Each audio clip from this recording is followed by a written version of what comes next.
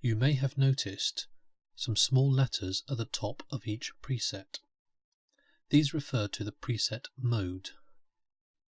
You have selective, global, and universal.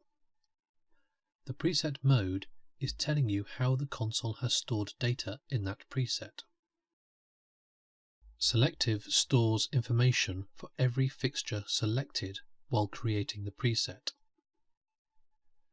For example, I had 5 lights selected when I created this preset, so each of the 5 lights has a piece of information about it stored in the preset.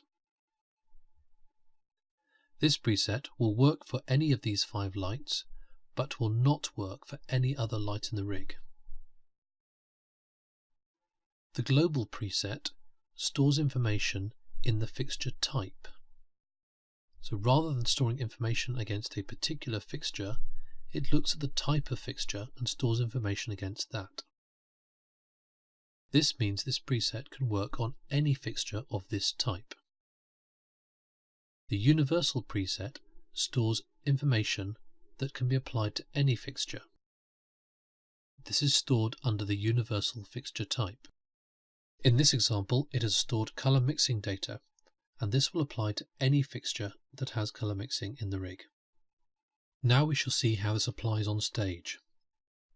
For this example, I have 10 spotlights and 10 wash lights.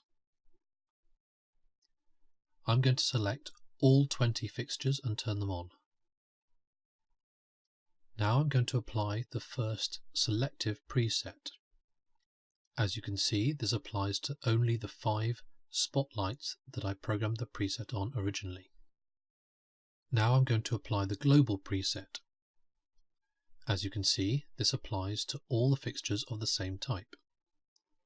And finally, I'm going to apply the universal preset. As you can see here, this applies to all fixtures in the rig.